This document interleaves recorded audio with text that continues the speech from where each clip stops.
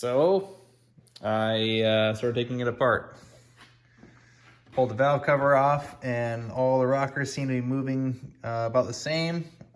Did a compression test on this side and they're all within the same, just a few PSI. So I don't know exactly what is wrong. I was looking down in there, and actually the video makes it look quite a bit worse, but the cam doesn't look to me to be flat at all, and it's the number 8 cylinder, so it would be this lobe here. It's got some wear on it, but excessive, I think I would say. Excessive wear for a motor that's got 50 miles on it.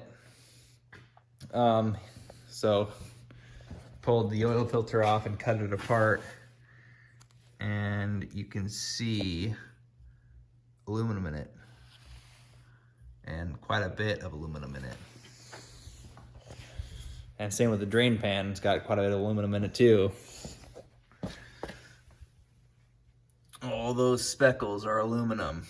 I totally cleaned this before I drained it, so something's coming apart, and I don't know what it is. So I'm going to take the motor out and put in the LSA block from my truck. So this is gonna have an LSA engine and an LSA supercharger in it by the time it's done. And it was so close to being able to go. Sucks. So I think this thing is actually cursed. That's what I think. So yeah, I got you got to pull off the passenger side header and obviously the motor mounts. The oil pan, here's the thing about these Trailblazers, the oil pan is what the front differential bolts to. Yeah, which makes the car, you know, low center of gravity. It handles really well, it drives really nice because of that, but it makes it a total pain in the butt to get the engine in and out. So what I'm gonna do is unbolt the oil pan from the block and pull the block out and leave the oil pan in.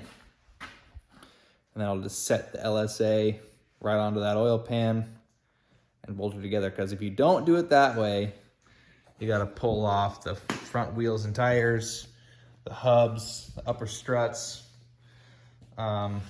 CV axles have to come out, and then you gotta unbolt the housing of the diff housing on this side, and then you gotta unbolt this section of, I'm not sure, it's just like maybe some kind of a jack shaft or something like that. So whatever goes through the center of the oil pan.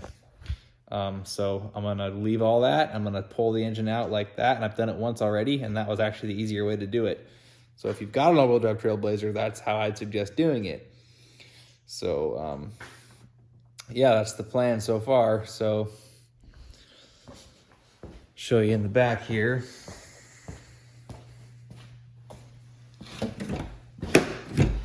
She's locked. And you can't see through it. But, oh, son of a bitch. Well, never mind. All the parts from the back. Everything you see taken off here. So, water pump, all accessories. I left the power steering reservoir and pump here because that's kind of a difficult thing to bleed. So, yeah, left it off. But the LSA is essentially a very similar motor to the LS2. So I'm just gonna pop out that one, pop in the LSA, and call it a weekend.